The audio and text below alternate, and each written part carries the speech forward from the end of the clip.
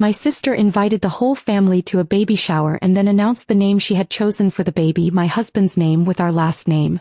She said it was in honor of my father, while looking in the eye.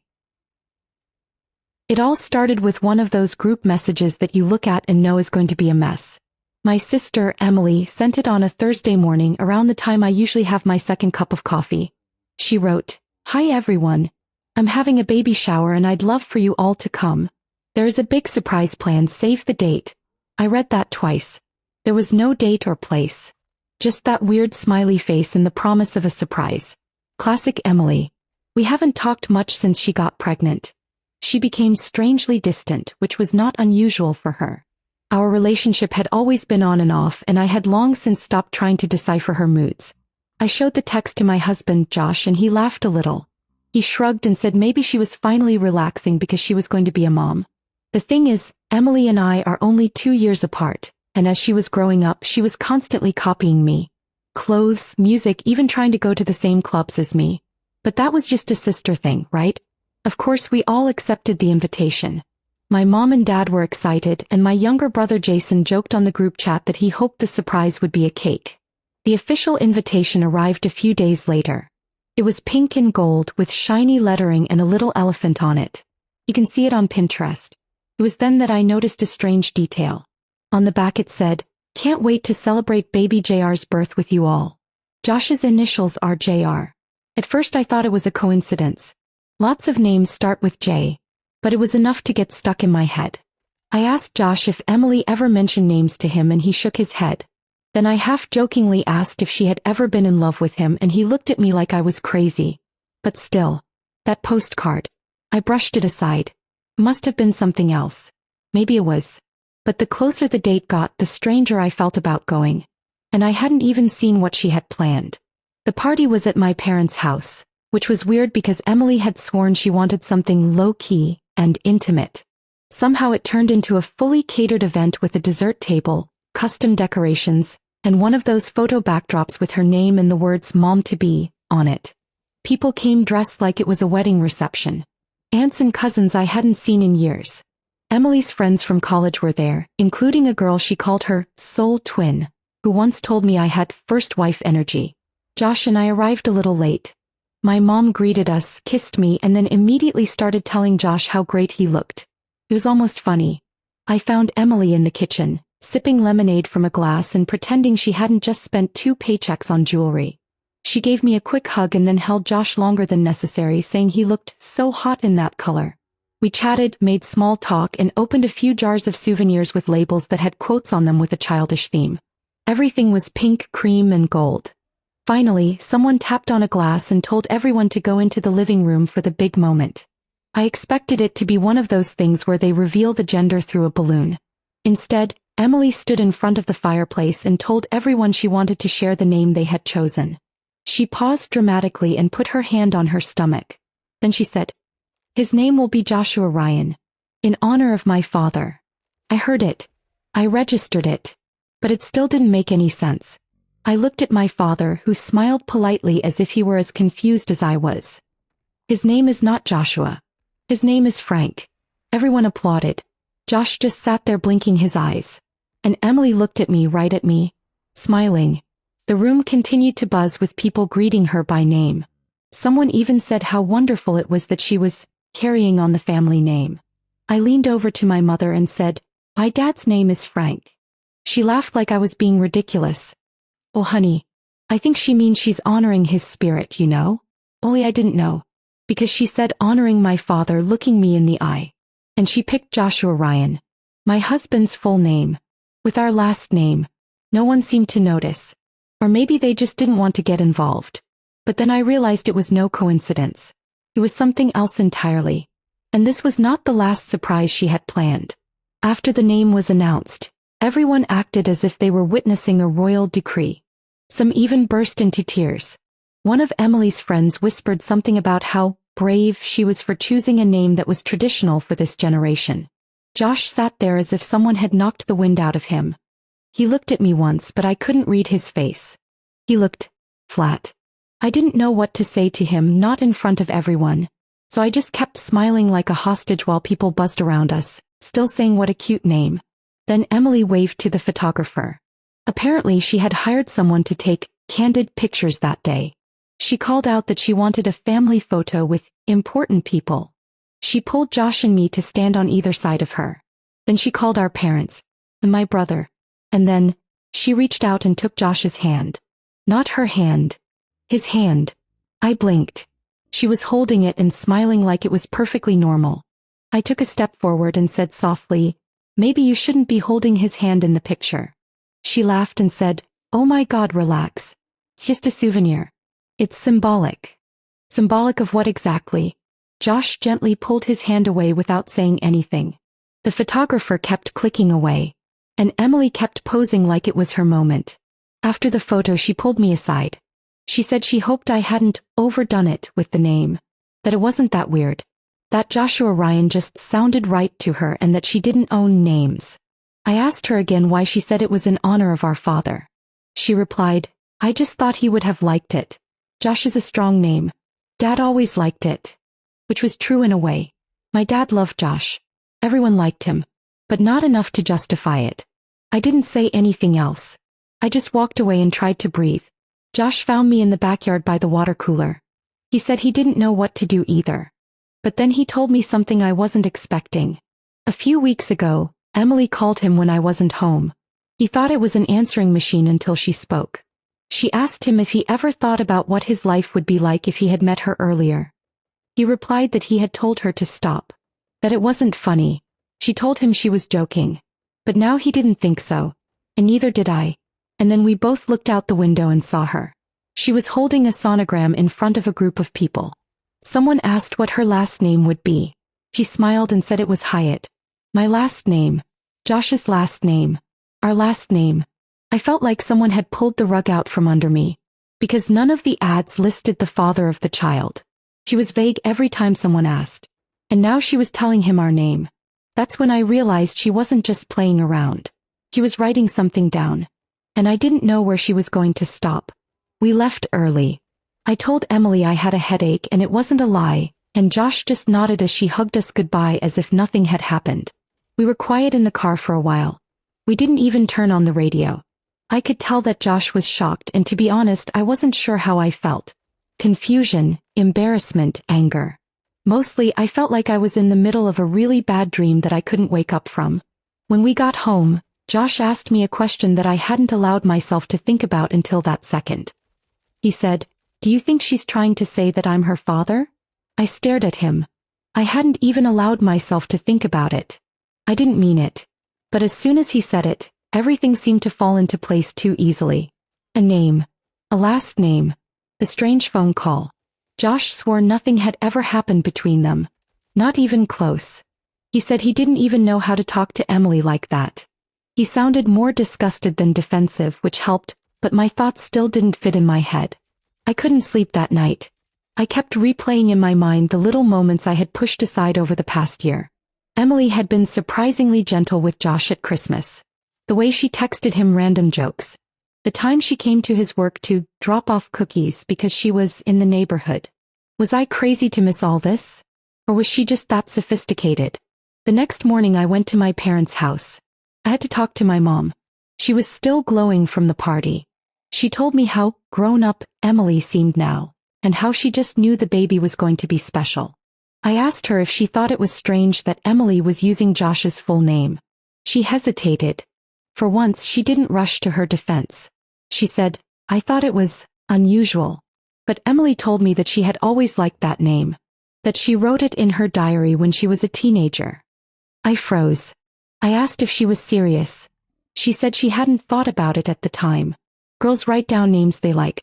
It didn't mean anything. But now it does. I left without saying anything more. I called Emily from the stairwell. She didn't answer. So I went to her house. She opened the door in her pajamas and acted as if everything was normal. I asked her directly, "Why are you giving the child Josh's full name and our last name?" She didn't object. She just looked at me and said, "Because it feels right." And that was it. No apologies. No explanations. Just like that. Then she added, "You don't have kids. You don't know what it's like to feel something so deep." It was not the words, it was the way she said them. As if I had somehow failed. I left. I didn't trust myself to stay. That night, Josh and I sat in silence again, trying to figure out what the hell was going on. Then around midnight, I got a message from an unknown number. No text. Just a photo. An order form for a paternity test. With Josh's name on it. I stared at the photo for at least a minute before I showed it to Josh. It wasn't a completed test, just a form. His name was in the intended father box. No signature. No results. Just the form itself like a threat. Josh looked at it, blinked a few times, then handed the phone back to me and said, "She's going crazy." I wanted to believe it. That it was just some crazy, desperate attempt to get attention. But the timing the day after I met her, it was too poignant to ignore. I sent a message to that number. I asked who it was. No reply. I tried calling. It went to voicemail. We didn't sleep that night. The next morning there was a white envelope taped to our front door. No address, no stamp. Just "For you," written in messy handwriting. Josh opened it. Inside was a copy of the same paternity test order form. Still blank. Still no results. But now there was a sticky note attached. It read, "He deserves to know the truth." We called Emily. She picked up the phone on the second ring and said, "I think you got my little package." I asked if she was serious. She replied, "Absolutely serious." Josh grabbed the phone. He told her that if she had something to say, she could say it in front of the whole family. He told her to stop playing games and either file a formal complaint or leave us alone. She said she would be happy to do that. That we should all get together soon because there were things that everyone deserved to hear. Then she hung up. After that, we sat at the kitchen table for a long time. Neither of us wanted to say what we were both thinking. What if she believes it? Then I remembered something. One weekend last summer. Josh and I had gone to my parents' house, but I had to get home early for work. Josh stayed an extra night. He said Emily was there too visiting. It didn't register at the time, but now I felt sick to my stomach. I asked him, "Did you drink that night?" He said yes, a little bit. He and his father had some whiskey. But he went to bed early because he didn't feel well. I asked him if he remembered anything strange that night. He said no. But the way he said it, that pause before he answered, scared me. I think he wanted to believe that nothing had happened. I wanted to believe that too. But Emily was acting like she knew something we didn't. And now she was going to drag the whole family into it. We just didn't know how. Or when. But we didn't have to wait long. Because 2 days later we got a group message. From Emily. "Family meeting this Saturday. I'll explain everything. Please don't miss it." She ended it with a baby emoji. Like it was cute. Saturday went by quickly. Way too fast. I almost didn't go. Josh definitely didn't want to, but I told him that if we stayed home, it would look like we had something to hide. I didn't want them to get that impression. When we got to my parents' house, it was full. Everyone was there. Aunts, uncles, cousins. Even Jason had flown in from out of state. The atmosphere was different. People were smiling, but no one knew why they were there. My mom tried to act normal, setting out appetizers and pretending it was just another family reunion. My father looked tired, like he'd already been told something he didn't want to hear. Emily showed up late. As usual. She came in wearing a long cream dress that hugged her breasts and made her look like some crazy fertility goddess. She didn't greet me. She didn't even look at me. Instead, she clapped her hands and said she was ready to share something important. Everyone took their seats. Then she pulled out a binder. I felt the blood drain from my face. She said she knew her decision to name her baby Joshua Ryan Hyatt had raised some questions, and that today she wanted to set the record straight and be honest with the people who matter most to her. She opened a folder and pulled out some papers. Not just an order for a paternity test. A completed test. I couldn't breathe. She held it up like a trophy. She said she'd done the DNA test on a piece of Josh's old toothbrush that she'd accidentally taken from our guest bathroom a few months ago.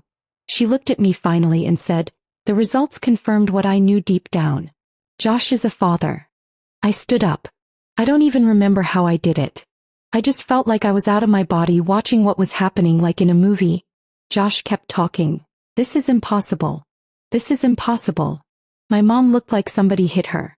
My dad actually stood up and told Emily to stop. But she kept going. She said it must have happened that weekend when I left early. That Josh was confused, maybe passed out, and that it just happened. She said she didn't tell anyone because she wanted to protect me, that she didn't want to ruin my marriage. Then she looked at the rest of the family and said she didn't expect anyone to take sides. She just wanted truth and accountability. I asked to see the paper. She hesitated. Then she handed it to me. Looked real. Josh's name was there. Her name. The lab's logo. The result. 99.9%. But something was wrong. Josh took it from me, scanned it, and said, "This is a fake. It was printed from a website. I never gave my consent. It's not even a legitimate test." Emily said she didn't need it to be legitimate. She just needed it to be true. Everyone froze. No one said anything. Until Jason stood up and said, "Wait a minute. Didn't you go out with that guy from your building last spring? The guy who brought you takeout?" Emily blinked. Then her face changed. Just for a second. Then she said, "That was before I found out I was pregnant." Jason laughed. He told me he was a father. That's why he moved out, remember? The room was no longer frozen. It was buzzing. People were whispering, confused, looking at each other, looking at me. Emily turned to Jason, told him he was confused, that he always remembers things wrong. But she untangled it. Everything was clear now. She didn't have proof. He had a plan. And it was falling apart. He tried to recover. She said that Jason was twisting everything, that he had always held a grudge against her. But she slipped. People started asking questions, real questions. Like why the name of the lab on the test didn't seem to have a phone number. Why the address printed at the bottom turned out to be a UPS store when my cousin Googled it in the living room. Emily snapped. She started screaming that no one ever believed her, that I was always perfect, and that Josh was probably lying to me about what happened that weekend. Josh stood up and told everyone that he was going to get a real test right away, at a legal clinic with proper supervision, and that he had nothing to hide. Then he looked at Emily and said, "And if it comes back negative, and will you have to tell your family the truth? The whole truth?" She didn't answer. She just sat there staring at the floor. We left right after that. I didn't even say goodbye. I couldn't. 3 weeks later the real test came back. It was negative. 0% match. Not even a hint of a connection. Josh and I shared the results with my parents and they slowly told me. No family reunion this time. No dramatic speeches. Just the quiet, matter-of-fact truth. Emily never apologized. He never explained. She sent me a long, rambling email about how grief and hormones had clouded her judgment, and how she truly believed deep down that it might have been true. I did not respond. A month later she gave birth. A boy. She named him Joshua Ryan Hyatt anyway. The father's name is not on the birth certificate. We haven't spoken since. And what's the worst part? Sometimes I wonder if she really believed it. If in her own twisted way she convinced herself of a reality where this baby was hers and Josh's. Or if it was all just attention. Or jealousy. Or something else that I'll never understand. All I know is we survived. Barely. And now, whenever someone mentions the names of children, I smile politely. And change the subject.